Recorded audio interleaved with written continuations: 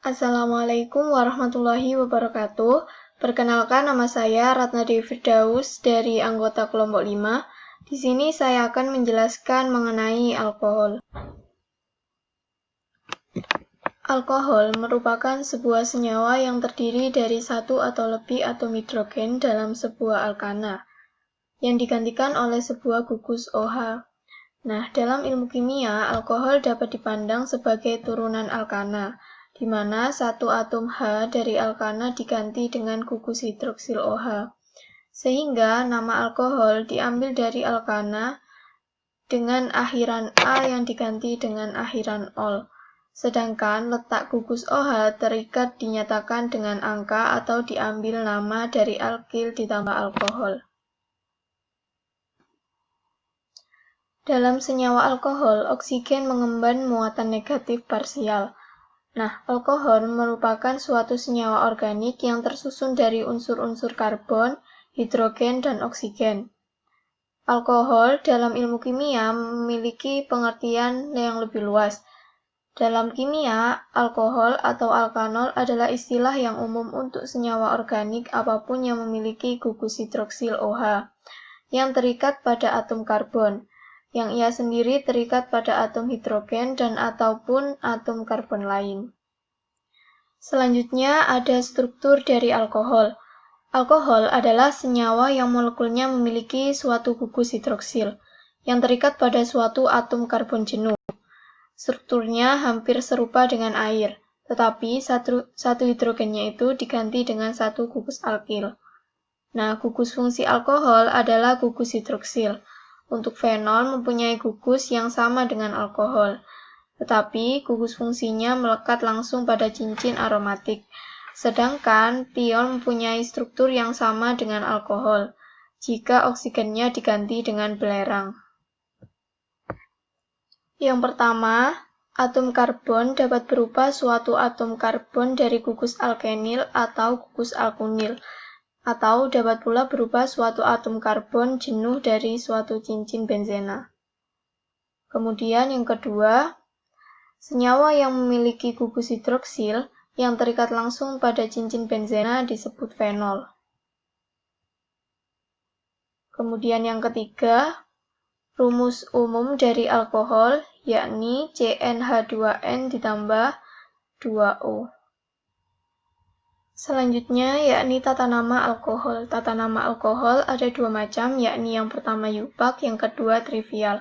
Untuk yang yupak, itu langkah pertamanya kita harus menentukan rantai karbon terpanjang yang mengandung gugus hidroksil OH. Nah, rantai tersebut kemudian menjadi rantai utama yang diberi nama sesuai dengan nama senyawa alkana, dengan mengganti akhiran A menjadi ol. Nah, contohnya pada gambar nomor 1, ini rantai terpanjangnya berjumlah 5, 1, 2, 3, 4, 5, kemudian namanya pentanol. Kemudian yang kedua, semua atom karbon selain rantai utama dinamakan cabang dan diberi nama sesuai nama alkil berdasarkan kepada jumlah atom C. Nah, atom ujungnya ada di sini sama di sini, namanya metil. Selanjutnya, rantai utama harus diberi nomor dari ujung yang paling dekat dengan gugus OH. Bisa dari sini ke sini, bisa dari sini ke sini. Tapi yang paling dekat dengan OH adalah ujung kanan. Kemudian, pada gambar nomor 3, urutan pemberian nama itu dimulai dari nomor cabang, di sini, kemudian nama alkil, nomor gugus OH, dan nama rantai utama. Nah, jika cabangnya lebih dari satu jenis, maka diurutkan sesuai abjad dari nama alkil. Untuk gambar nomor 3 dinamakan 3,4 dimetil 2 pentanol. Pada gambar nomor 4, itu ada lebih dari satu gugus OH pada satu molekul yang sama, yakni polihidroksil alkohol. Maka dapat digunakan akhiran diol atau 2 gugus OH. Triol artinya 3 gugus OH dan seterusnya. Nah, pada senyawa nomor 4, itu terdapat 2 buah cabang berupa etil di nomor 4 dan di nomor 3. Di sini. Nah, rantai terpanjangnya berjumlah 6. 1, 2, 3, 4, 5, 6. Atom C dan gugus hidroksil ada 2 di nomor 2 dan nomor 4. Maka dapat dinamakan 4 etil, 3 metil, 2,4 heksanadiol. Selanjutnya, penamaan trivial. Nah, penamaan trivial ini yakni tata cara yang digunakan dalam sistem penamaan yang tidak resmi dan digunakan sebelum kemunculannya sistem UPAC. Nah, pada umumnya, tata nama trivial alkohol dilakukan dengan menyebutkan nama alkil diakhiri dengan alkohol. Contohnya, pada senyawa CH3CH2OH, jika menurut sistem UPAC namanya adalah etanol, namun menurut trivial namanya etial alkohol. Untuk selanjutnya yakni isomer dari alkohol. Isomer adalah hubungan antara dua senyawa atau lebih yang memiliki rumus kimia sama, namun struktur dan konfigurasinya itu berbeda. Nah, hal tersebut dapat dinamakan keisomeran. Untuk alkohol, isomernya itu ada 2, yakni isomer posisi dan isomer fungsional. Keisomeran posisi yaitu senyawa yang mempunyai rumus molekul dan gugus fungsi yang sama. Namun, posisi gugus pada kerangka itu berbeda. Untuk alkohol, posisi gugus OH dapat berubah. Yang pertama, 1 propanol, yakni CH3CH2CH2OH. Yang kedua, berubah menjadi 2 propanol, CH3CHOH, CH2OH. Untuk yang kedua, keisomeran fungsional. Nah, keisomeran fungsional yakni terdapat pada senyawa dengan rumus molekul sama, namun gugus fungsinya berbeda. Alkohol berisomer fungsi dengan eter alkohol dan eter keduanya memiliki fungsi rumus yang sama, yaitu CnH2 ditambah NO.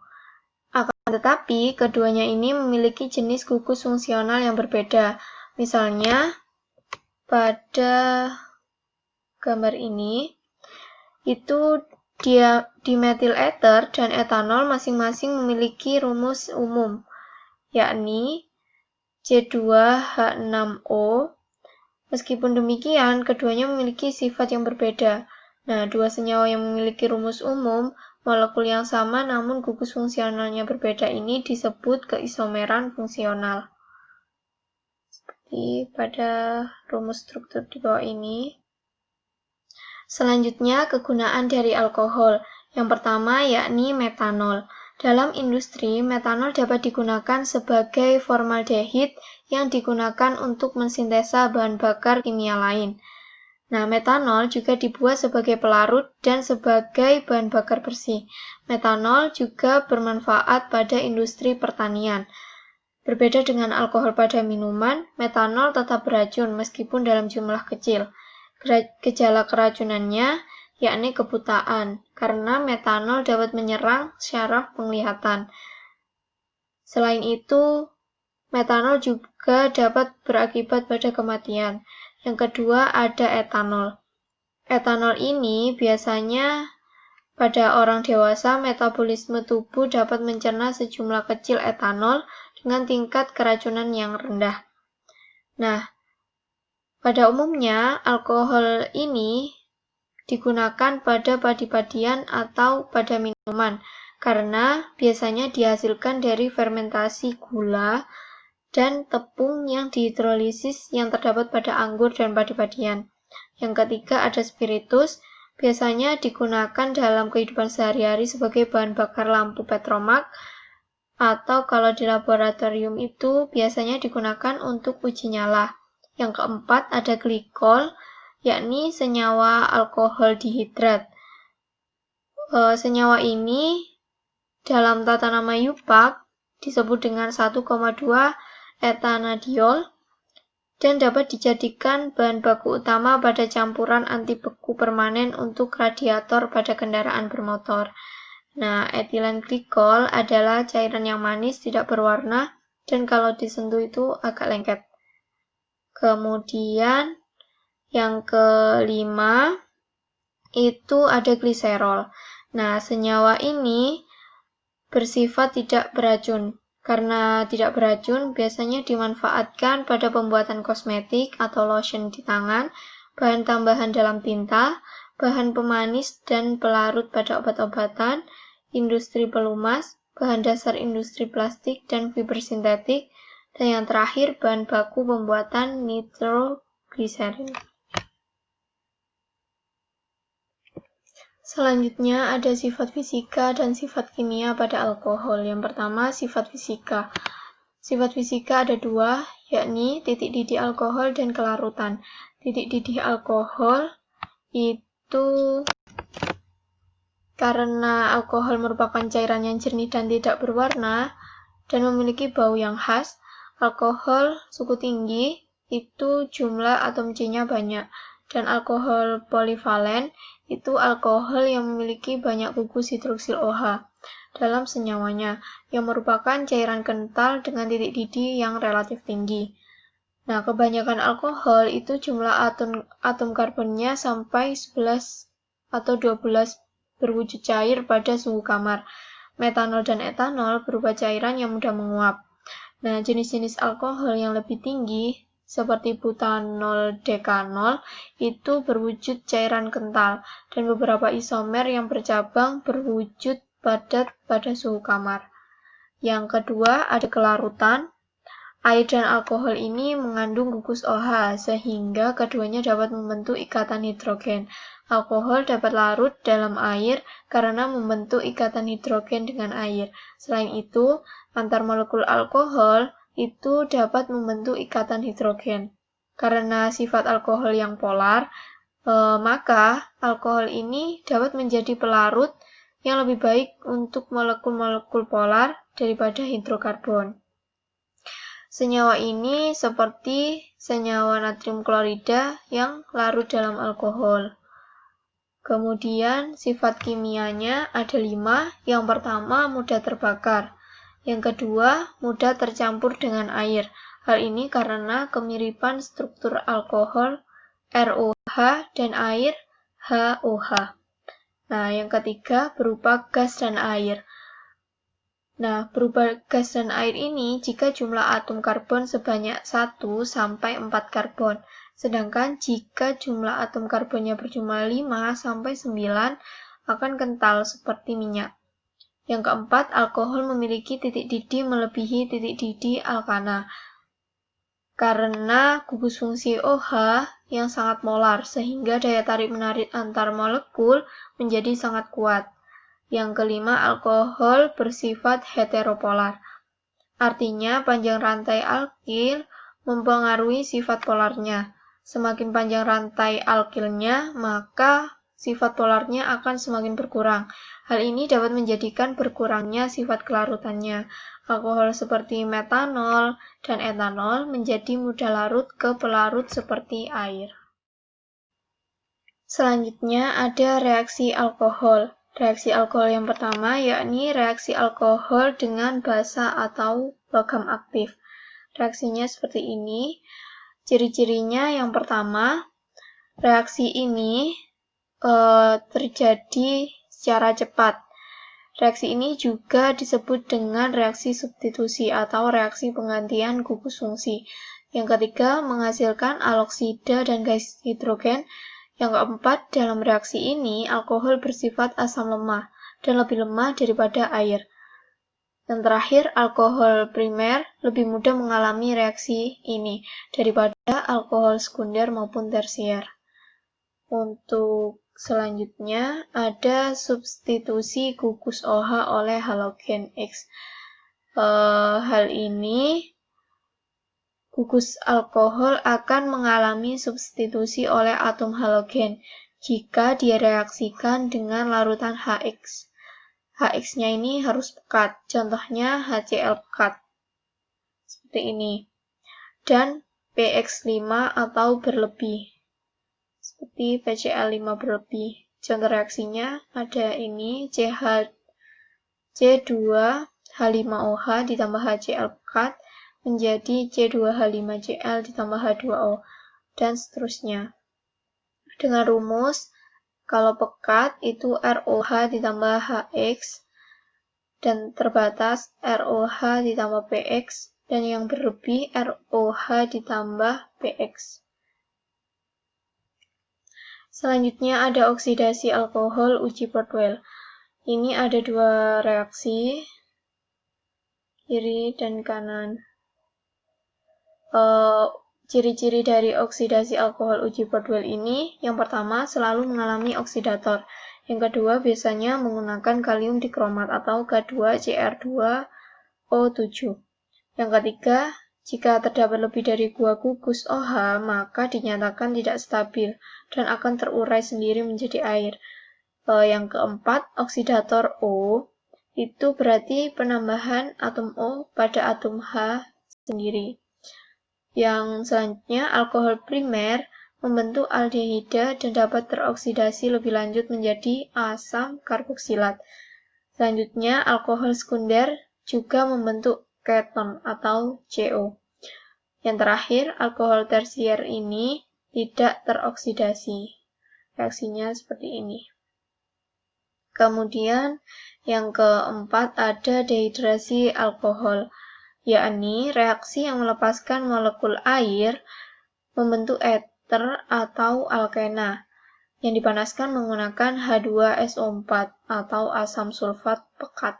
Nah, reaksi ini perlu pemanasan pada suhu 130 derajat Celcius menghasilkan eter, sementara pada suhu 180 derajat Celcius itu menghasilkan alkena. Yang terakhir yakni uji Lucas. Ya, reaksi yang digunakan adalah ZnCl2 dan HCl. Nah, HCl ditambahkan ke dalam sampel yang berisi ZnCl2, sehingga sistem akan mengalami kenaikan tingkat keasaman. Hasil akhir uji ini itu menghasilkan suatu alkil klorida. Pada alkohol tersier, reaksi berjalan lancar dan alkohol larut dalam air dan bereaksi dengan pereaksi Lucas membentuk alkil klorida yang sukar larut dalam air. Nah, perlu diingat alkil klorida adalah haloalkana yang bersifat nonpolar, jadi sukar larut dalam air. Pada alkohol sekunder, reaksi ini berjalan sangat lambat sehingga dibutuhkan pemanasan sehingga terbentuk alkil klorida yang sukar dalam air. Yang terakhir, pada alkohol primer, reaksi Lucas ini tidak akan bereaksi dengan alkohol dan terjadi endapan. Selanjutnya, proses pembuatan alkohol. Nah, alkohol itu dapat dibuat dengan fermentasi sumber gula alami dengan katalis, biasanya menggunakan ragi. Selagi fermentasi, karbohidrat yang berbentuk pati dan gula pada sumber utama berubah menjadi karbon dioksida dan etil alkohol, yang merupakan dasar untuk semua minuman beralkohol. Nah, langkah-langkah dalam proses pembuatan alkohol sampai menjadi bahan bakar itu secara garis besar ada 3, yakni yang pertama fermentasi, yang kedua destilasi, dan yang ketiga dehidrasi. Yang fermentasi merupakan proses produksi energi dalam sel dalam keadaan anaerobik atau tanpa oksigen. Nah, secara umum, fermentasi ini salah satu bentuk respirasi anaerobik. Akan tetapi, terdapat definisi yang lebih jelas yang mendefinisikan tentang fermentasi sebagai respirasi dalam lingkungan anaerobik tanpa akseptor elektron eksternal. Nah, kandungan etanolnya yakni 7-9% untuk bahan dari ubi dan ubi kayu. Kemudian ada destilasi. Destilasi ini proses pembuangan air dari dalam etanol yang kadar airnya masih sangat tinggi. Nah, prinsip dasar dari proses destilasi ini memisahkan dua buah campuran cairan, dalam hal ini etanol dan air, dan dengan memanfaatkan perbedaan titik didih dari kedua zat cair tersebut. Etanol ini memiliki titik didih lebih rendah 80 derajat dari air yang 100 derajat. Kemudian akan diuapkan dengan jalan memanaskannya. Air akan tinggal dan etanol akan menguap. Uap etanol ini dijadikan cairan lagi dengan cara mendinginkannya. Nah, pada proses destilasi ini, kadar etanolnya sampai 96%. Yang terakhir ada proses dehidrasi, yang merupakan proses untuk membuang air sampai menjadi 99,5%. Etanol 99,5% ini biasa digunakan untuk bahan bakar energi alternatif. Proses dehidrasi ini ada 3 macam. Yang pertama, azeotropic distillation, yang kedua molecular sieve, dan yang ketiga membran perforation. Sekian penjelasan yang dapat saya sampaikan, kurang lebihnya mohon maaf. Wassalamualaikum warahmatullahi wabarakatuh.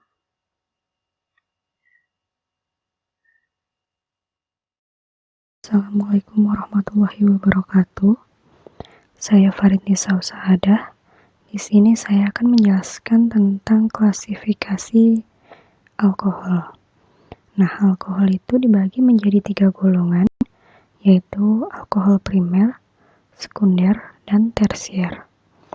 Nah, penggolongan tersebut didasarkan pada derajat substitusi dari atom karbon yang langsung mengikat gugus hidroksil. Yang pertama, alkohol primer.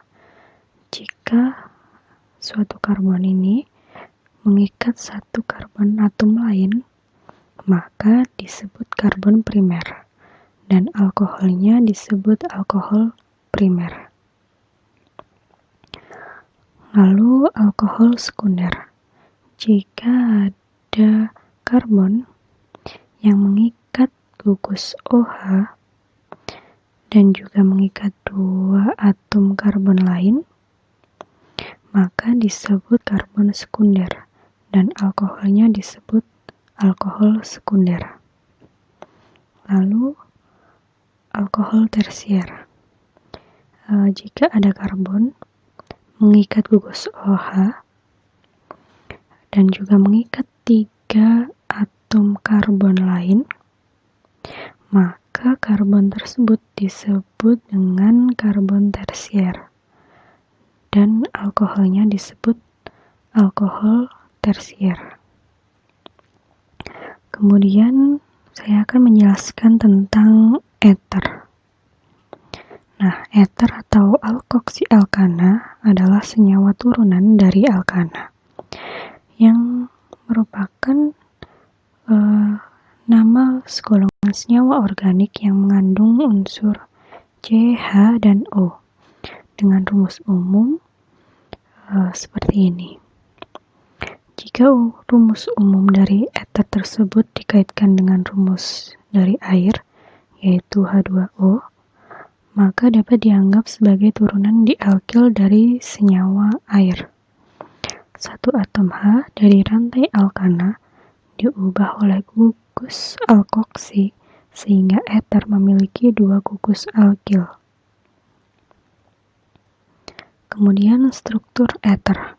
Nah, rumus umum struktur eter itu yaitu RO, R aksen, dan rumus umum molekulnya yaitu CnH2n+2.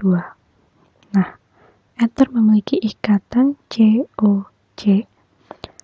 Menurut teori ikatan valensi, hibridisasi oksigen pada senyawa eter adalah sp3, sp pangkat 3. Nah, terdapat gugus-gugus sejenis yang memiliki struktur serupa dengan eter,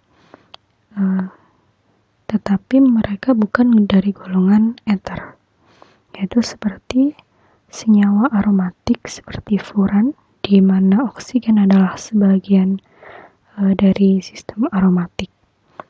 Lalu ada senyawa dengan atom-atom karbon yang bersebelahan dengan oksigen, terikat dengan oksigen, nitrogen, atau sulfur.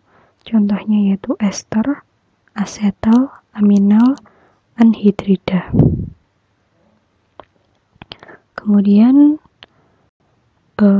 tata nama senyawa eter. Nah, penamaan senyawa eter ini bisa dengan dua cara, yaitu trivial dan berdasarkan IUPAC. Yang pertama yaitu penamaan alkil eter atau trivial. Pertama, menyebutkan nama kedua gugus alkil terlebih dahulu, diurutkan berdasarkan abjad, kemudian ditambah dengan kata eter. Kedua, jika kedua gugus alkil sama, diberi awalan di. Yang ketiga, sebenarnya tata nama trivial untuk senyawa eter ini sangat sederhana, dengan menyebutkan nama-nama gugus yang terikat pada atom oksigen, dan kemudian ditambah dengan kata eter. Contohnya yaitu ini ada etil metil eter. Nah, ini etil, ini metil, dan ditambah dengan kata eter. Ini didahulukan yang etil karena berdasarkan abjad. Kemudian ada di etil eter. Di sini karena ada dua etil, makanya ditambah dengan kata di, menjadi di etil eter. Kemudian penamaan alkoksi alkana atau IUPAC, yaitu yang pertama dengan dimulai dari nama gugus alkoksi, yaitu gugus OR, lalu diikuti oleh nama rantai utama. Gugus alkoksi dianggap sebagai cabang yang terikat pada rantai induk. Yang kedua, menurut tata nama IUPAC, eter diberi nama sebagai alkoksi alkana, dalam arti bahwa eter dipandang sebagai turunan alkoksi suatu alkana. Contohnya yaitu ada metoksi metana, metoksi etana, dan 2-metoksi propana.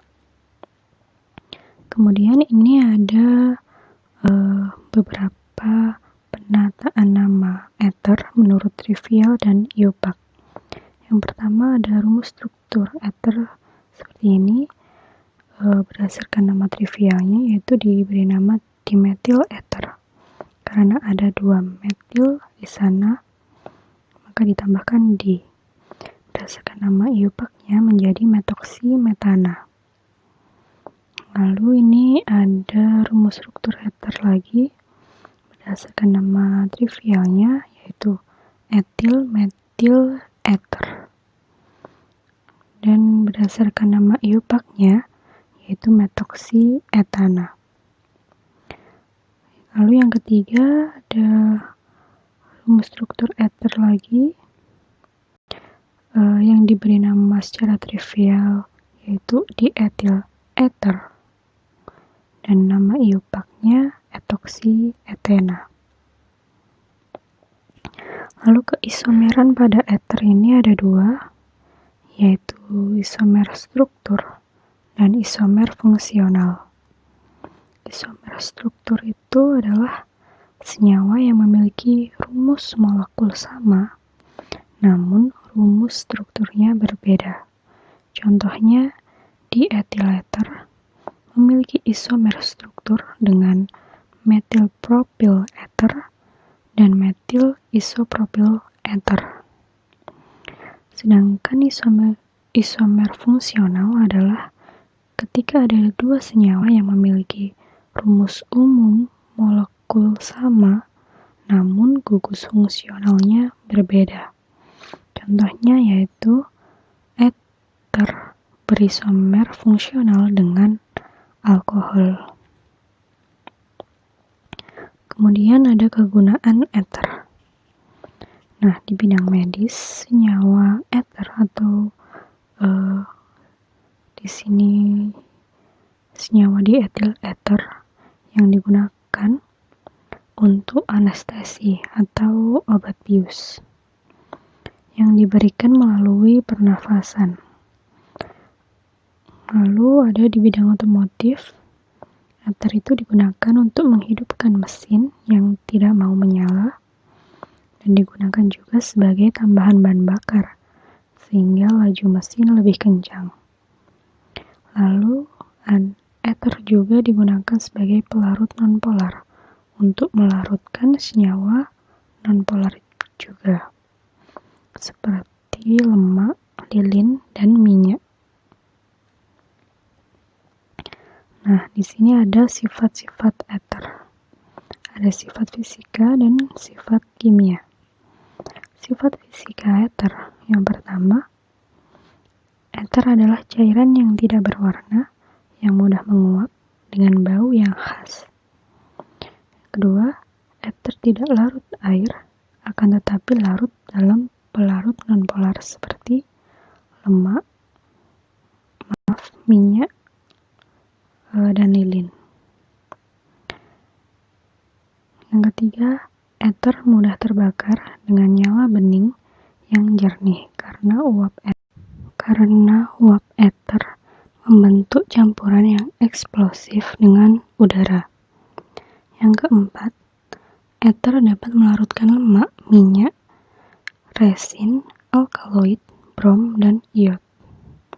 Lalu sifat kimia dari ether, yaitu yang pertama, ether sedikit polar karena sudut ikat COC ether adalah 110 derajat sehingga dipol CO tidak dapat meniadakan satu sama lain.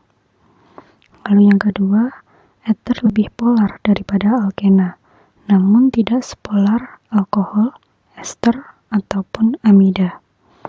Yang ketiga yaitu ether dapat dipisahkan secara sempurna melalui destilasi.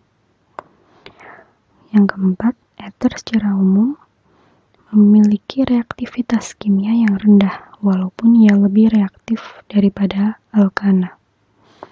Lalu, ether itu mudah terbakar dan umumnya bersifat racun dan bersifat anestetik, yaitu membius.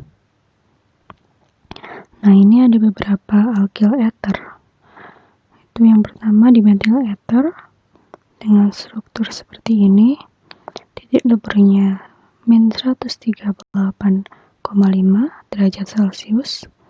Titik didihnya min 23 derajat Celcius. Kelarutan dalam 1 liter air yaitu 70 gram. Momen dipolnya 1,30. Lalu ada dietil ether dengan struktur seperti ini. Titik leburnya yaitu min 116,3 derajat Celcius. Titik didihnya 34,4 derajat Celcius. Kelarutan dalam 1 liter H2O yaitu 69 gram. Momen dipolnya 1,14. Lalu ada tetrahidrofuran dengan struktur seperti ini. Titik leburnya min 108,4 derajat Celcius. Titik didihnya 66 derajat Celcius. Kelarutan dalam 1 liter H2O yaitu larut pada semua perbandingan. Momen dipolnya 1,74. Lalu yang terakhir ada dioksana dengan struktur seperti ini. Titik leburnya 11,8. Titik didihnya 101,3 derajat Celcius. Lalu larut pada semua perbandingan ketika dilarutkan dalam air. Momen dipolnya 0,45. Assalamualaikum warahmatullahi wabarakatuh. Perkenalkan, nama saya Radian Askanuraihan. Saya dari kelompok 5 akan mempresentasikan tentang reaksi-reaksi pada keton. Untuk yang pertama ada reaksi tentang keton, yaitu reaksi adisi keton dengan air. Reaksi adisi diawali dengan protonasi dari oksigen. Protonasi ini akan menambah muatan positif pada karbon karboksil sehingga karbon akan mudah diserang oleh nukleofit. Jadi dari situ nanti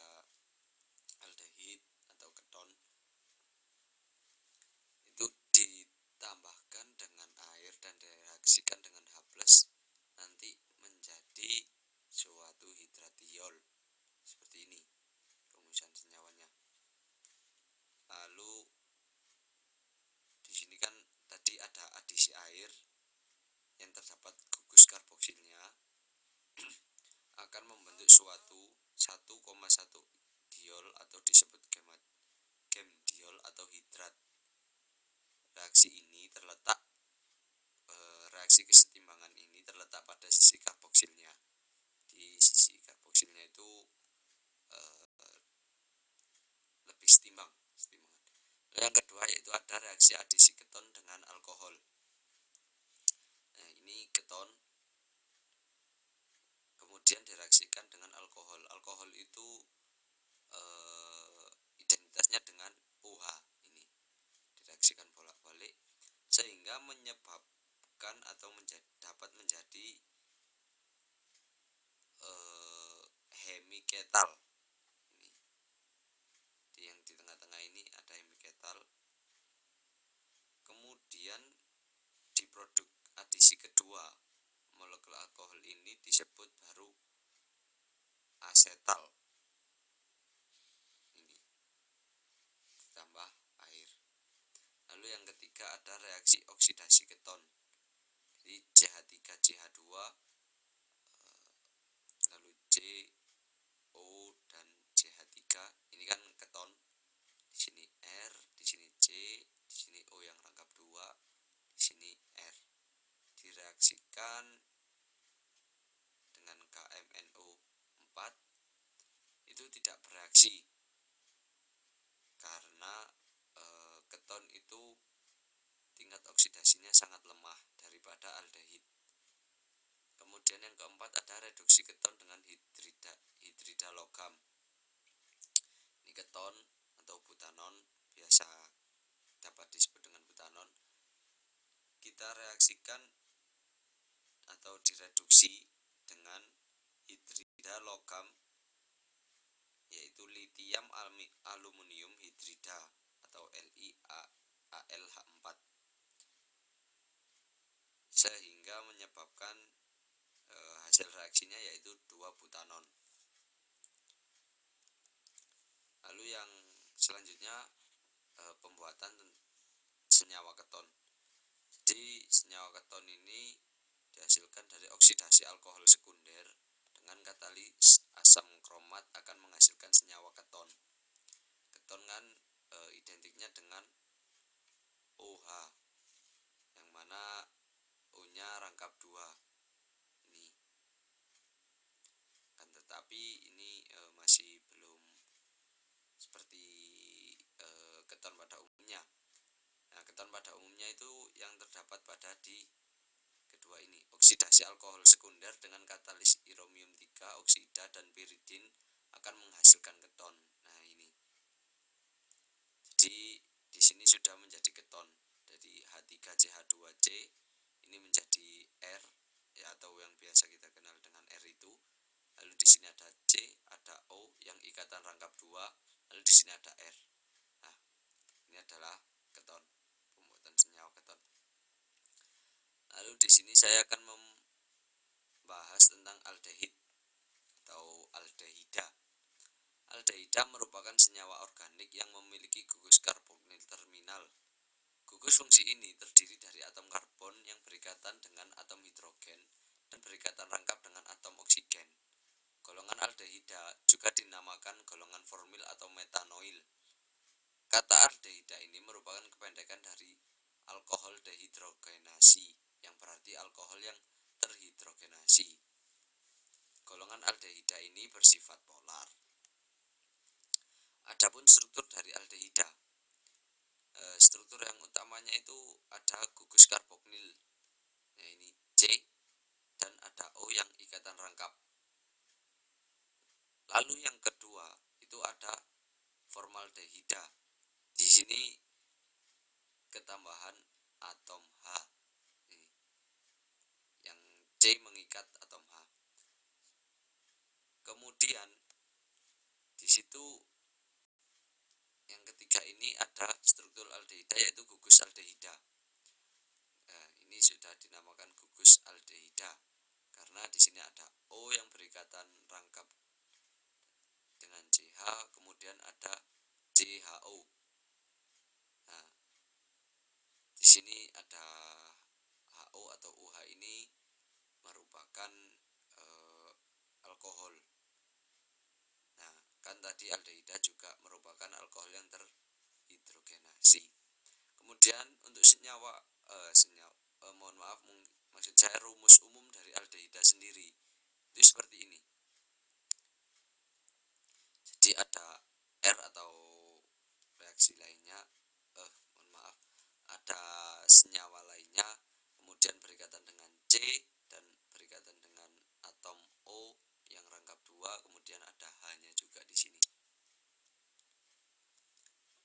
Kemudian untuk tata nama tentang aldehida, yang pertama yaitu tata nama tentang IUPAC. Jadi untuk yang pertama, pemberian nama aldehida dilakukan dengan mengganti akhiran A pada nama alkana dengan al. Di contoh pada CH4 itu kan rumus strukturnya yaitu metana. Itu kita ganti, disebutnya bukan metana lagi, akan tetapi metanal. Ini seperti ini.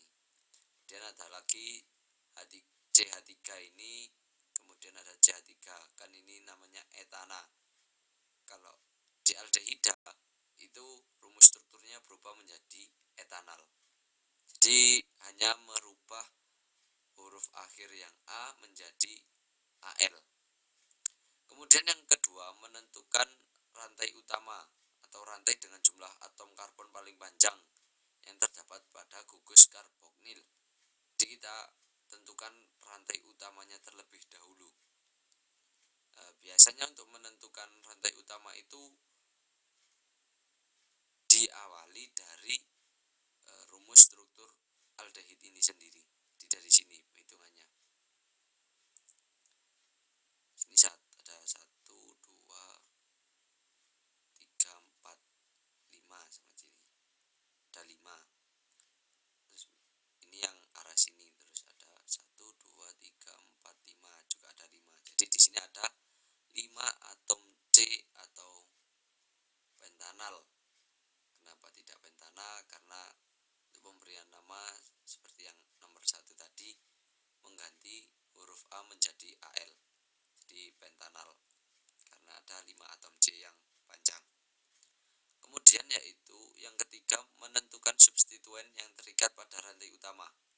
Nah, ini ada CH2 dan CH3. Ini kan nama substituennya atau rumus strukturnya yaitu etil. Ini kita menentukan ininya terlebih dahulu. Setelah sudah kita temukan substituennya ini, kemudian kita memberi penomoran substituen yang dimulai dari atom C gugus karboksil atau karbonil. Jadi dari rumus struktur aldehida itu sendiri yang angka paling kecil di nomor 1, 2, 3, 4, 5, sehingga didapatkan nama atau tata nama IUPAC dari senyawa ini yaitu 3 etil pentanal. 3 ini berasal dari urutan atom C atau atom C gugus karbonil ini 1, 2, 3. Kemudian etil itu terdapat dari ini CH2 dan CH3 atau C2H5. Pentanal didapatkan dari banyaknya jumlah atom C yang panjang. Jadi kan ini ada 5 atom C panjang. Itu kan pentanal. Jadi namanya 3 etil pentanal. Kemudian jika terdapat 2 atau lebih substituen berbeda, dalam penulisan harus disusun berdasarkan urutan abjad huruf pertama nama substituen. Jadi tidak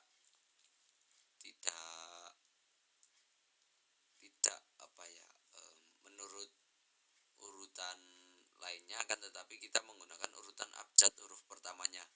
Seperti ini kan contoh, ada 2 propil 3 etil pentanal.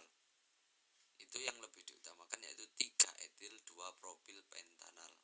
Jadi ini ada E, ini ada B. Kan lebih dahulu E huruf abjadnya. Jadi E lebih diutamakan.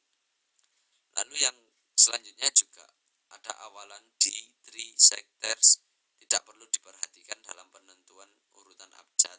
Sedangkan awalan yang tidak dipisahkan dengan tanda hubung antara lain iso dan neo diperhatikan dalam penentuan urutan abjadnya.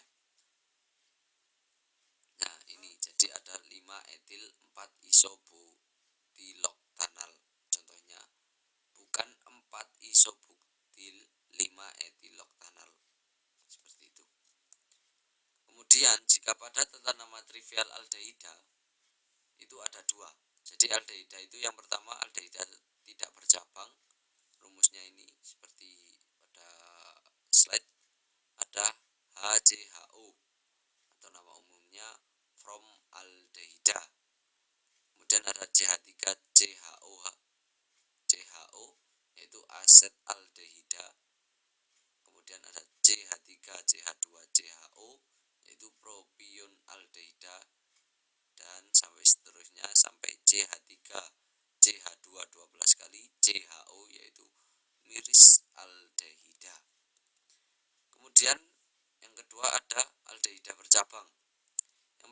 yaitu untuk menentukan rantai utama atau rantai dengan jumlah atom karbon paling panjang yang terdapat pada gugus karbonil.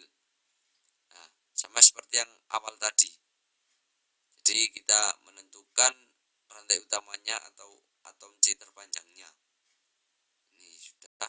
Kemudian menentukan substituen yang terikat pada rantai utama seperti yang tadi ini. Kemudian penomoran substituen dimulai dari atom karbon yang mengikat gugus karbonil dengan huruf alfa, beta, dan gamma seperti ini. Dimulainya dari sini, bukan dari sini, karena ini sudah menjadi satu kesatuan juga. Seperti itu. Kemudian terdapat isomer. Isomer adalah rumus struktur kimia yang sama akan tetapi gambar strukturnya berbeda. Nah, ini contohnya. Kedua kelompok senyawa, keton dan aldehida, juga dapat membentuk isomer gugus fungsi, yakni apabila keduanya mempunyai jumlah atom C yang sama atau rumus molekul yang sama. Dapat diambil contoh rumus molekul C3H6O mempunyai dua struktur, yaitu terdapat pada C2H5 dan CHO atau asetaldehida atau biasa kita kenal dengan aldehid. Kemudian ada juga yang CH3CO dan CH3.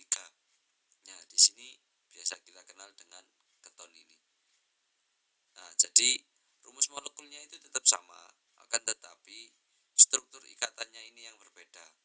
Rumus ikatannya ini juga berbeda. Itu yang dinamakan isomer. Lalu ada juga pada kelompok alkanal, sesama kelompok alkanal terjadi isomer kerangka yang dimulai pada rumus molekul C4H8O. Nah, seperti pada tabel. Kemudian kita cermati struktur ikatannya dan ini. Ada CH3, CH2, CH2, CHO. Di sini CH3. Kemudian yang selanjutnya kita perlihatkan yaitu tentang pada kelompok alkanal. Sesama kelompok alkanal terjadi isomer kerangka yang dimulai pada rumus C4H8O dan C5H10O. Nah, jadi di sini yang pertama ada CH3, CH2, CH2, CHO. Di sini kan berarti ada C4H8 dan O. Kemudian di sini juga ada CH3, CH3, CHO, CH3. Di sini juga ada C4H8O. Akan tetapi namanya juga berbeda. Yang pertama tadi yaitu butanal atau butir aldehida. Yang kedua yaitu metil propanal isobutiral. Jadi beda. Ini isomer ya. Ini isomer. Jadi rumus molekulnya sama, dan tetapi rumus strukturnya berbeda. Lalu yang di sini ada juga CH3, CH2, CH2, CH2, CHO.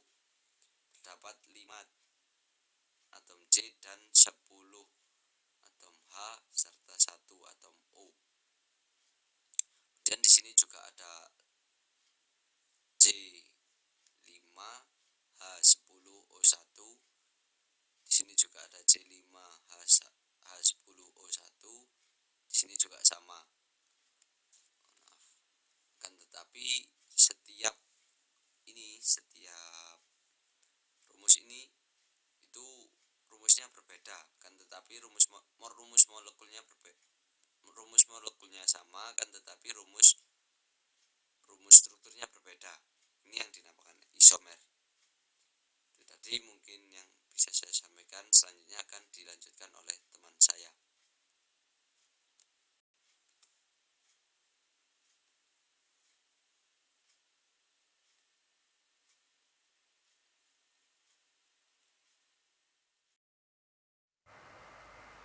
Assalamualaikum warahmatullahi wabarakatuh. Perkenalkan, nama saya Cendi Putriana. Saya dari kelompok 5. Nah, di sini saya akan menjelaskan sedikit tentang materi turunan hidrokarbon. Yang pertama adalah kegunaan dari keton. Keton di sini yang paling banyak digunakan atau yang paling sering kita temukan adalah berupa 2-propanon atau yang sering disebut dengan aseton. Nah, kegunaan keton ini adalah sebagai pelarut untuk lilin dan juga plastik. Kemudian yang kedua sebagai bahan pengering alat-alat laboratorium. Yang ketiga untuk menghilangkan atau melarutkan cat warna kuku. Nah, fungsi ketiga ini lebih spesifik ke fungsi dari aseton. Kemudian yang keempat adalah beberapa senyawa alkanon atau keton banyak yang berbau harum, sehingga bisa digunakan sebagai campuran dari parfum. Kemudian fungsi yang terakhir adalah sebagai zat warna. Kemudian saya akan menjelaskan sifat-sifat dari keton. Keton atau senyawa ini memiliki 3 sampai dengan 13 atom C, dapat berupa cairan berbau sedap. Sedangkan jika atom C-nya lebih dari 13, maka wujudnya adalah padat. Kemudian kedua adalah adanya elektron menyendiri pada oksigen, maka senyawa karbonil dapat membentuk ikatan hidrogen antar molekulnya dan juga molekul air. Akibatnya, senyawa karbonil ini berbobot molekul rendah dan dapat larut dalam air. Yang ketiga adalah keton tidak dapat membentuk ikatan hidrogen dengan senyawa karbonil lain, yang akibatnya titik didih keton masih lebih rendah dibandingkan dengan alkohol. Dan yang terakhir adalah adanya gugus karbonil ini menyebabkan senyawa ini bersifat polar. Selanjutnya adalah reaksi-reaksi pada keton. Nah, reaksi ini dapat terjadi pada keton hampir sama dengan reaksi yang ada pada aldehid. Hal ini terjadi karena terdapat sedikit kemiripan antara keton dan juga aldehid.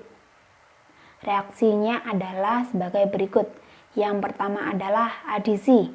Nah, reaksi adisi ini sebagian besar pada keton berupa dengan hampir serupa dengan aldehida. Contohnya disajikan secara ringkas adalah hasil adisi pada aseton dengan reaksi yang dapat mengadisi atau berkondensasi. Nah, sebelumnya adisi ini nantinya akan mengakibatkan terbukanya ikatan rangkap menjadi ikatan tunggal, sehingga struktur dari reaksinya nanti akan memiliki ikatan tunggal saja. Sedangkan kondensasi kebalikan dari reaksi adisi, yaitu memiliki ikatan rangkap pada struktur reaksinya. Nah, kita lihat pada reaksi yang pertama, yaitu asam sianida. Nah, di sana terdapat ikatan tunggal saja, sehingga reaksinya disebut reaksi adisi. Yang kedua adalah natrium bisulfit yang memiliki ikatan tunggal, sehingga disebut dengan reaksi adisi juga. Dan yang ketiga dan keempat, karena memiliki ikatan rangkap, sehingga reaksi ini disebut dengan reaksi kondensasi. Kemudian selanjutnya adalah oksidasi. Nah, oksidasi pada keton menghasilkan asam karboksilat.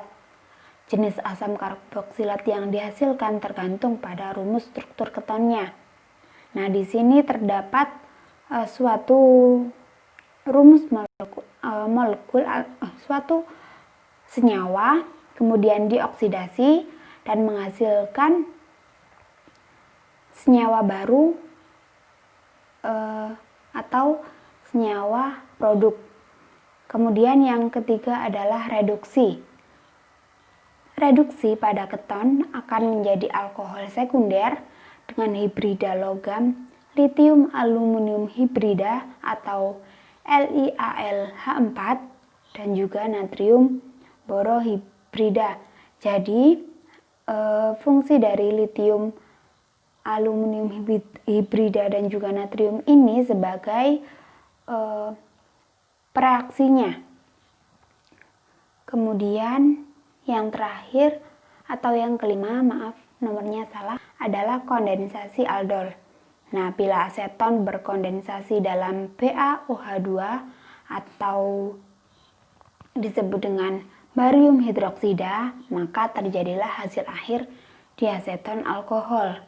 Senyawa diaseton alkohol dapat juga terbentuk bila aseton berkondensasi dengan pengaruh HCl atau asam klorida.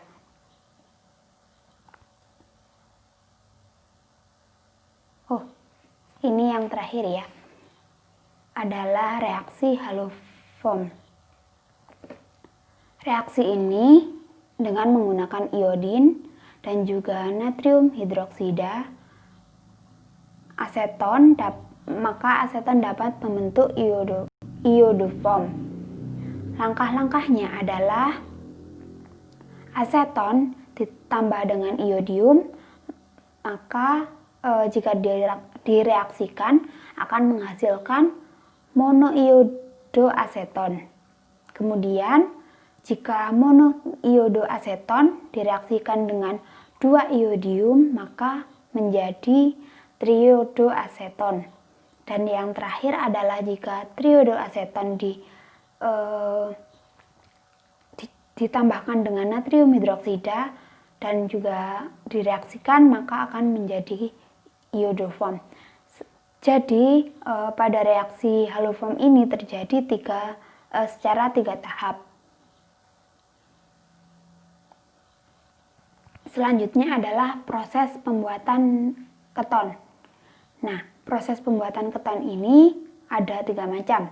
Yang pertama adalah oksidasi alkohol sekunder. Oksidasi ini dengan menggunakan katalis natrium bikromat dan juga asam sulfat dan akan menghasilkan keton dan juga air. Contohnya, aseton dapat diperoleh dengan mengalirkan uap asam asetat di atas katalis magnesium oksida. Nah, kita lihat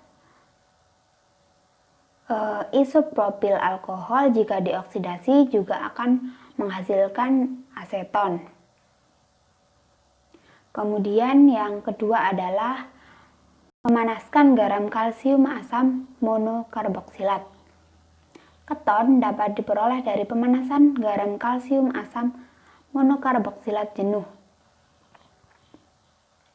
Nah, di sini terdapat kalsium asetat yang mana direaksikan dengan suatu senyawa dan akan menghasilkan suatu produk baru atau keton.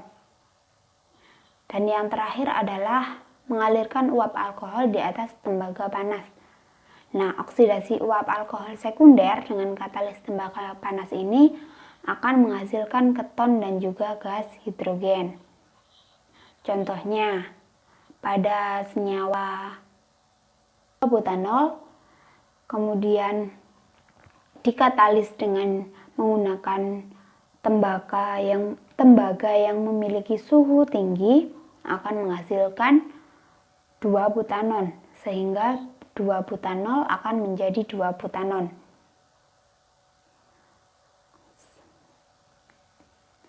Berikutnya adalah klasifikasi dari keton. Nah, keton ini diklasifikasikan berdasarkan substituen atau gugus alkilnya, yaitu terdiri dari keton simetris. Nah, keton simetris ini terjadi bila bentuk dari struktur senyawanya itu memiliki kesamaan.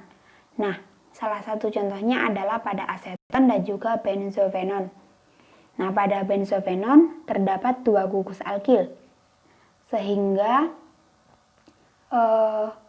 strukturnya memiliki kesamaan, yaitu memiliki 2 cabang. Berbeda dengan keton tidak simetris. Nah, di sini terdapat 1 gugus alkil, yaitu pada acetofenon. Sehingga kita bisa lihat perbedaan dari klasifikasi keton tidak simetris dan juga keton simetris, yaitu terdapat pada bentuk dari senyawanya. Dan yang selanjutnya adalah jenis keton yang sering ditemukan oleh masyarakat. Yang pertama adalah aseton atau propanon, merupakan senyawa yang paling sering ditemui dengan rumus senyawa CH3 2C sama dengan O. Yang kedua adalah etil metil keton atau dengan merek dagangnya MEK dengan rumus CH3COCH2CH3. Dan yang terakhir adalah quinon yang merupakan senyawa karbonil di keton yang terkonjugasi siklik. Nah, quinon ini memiliki fungsi yaitu sebagai zat pewarna tadi.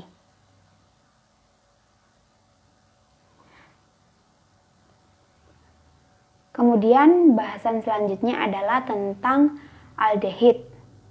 Nah, di sini saya akan menjelaskan tentang pengertian dari aldehid. Aldehid merupakan salah satu karbon yang memiliki gugus karbonil. Gugus tersebut terletak di ujung karbon induk yang diakhiri dengan atom hidrogen. Nah, kata aldehyda ini merupakan kependekan dari alkohol dehidrogenasi yang berarti alkohol yang terhidrogenasi. Aldehid ini memiliki sifat lebih reaktif daripada alkohol dan dapat mengalami reaksi adisi dan juga oksidasi.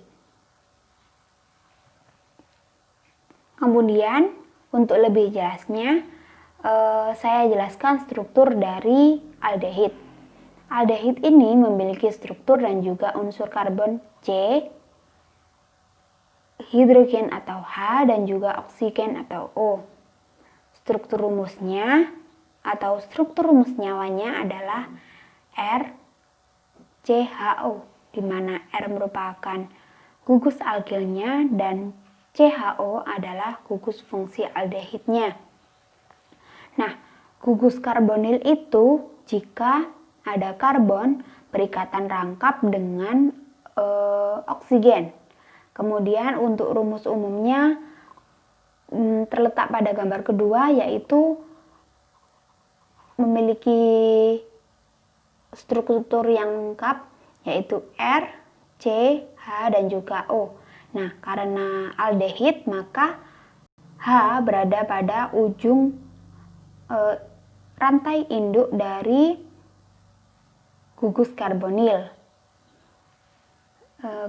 Sekian penjelasan dari saya, kurang lebihnya saya mohon maaf. Saya akhiri, wassalamualaikum warahmatullahi wabarakatuh.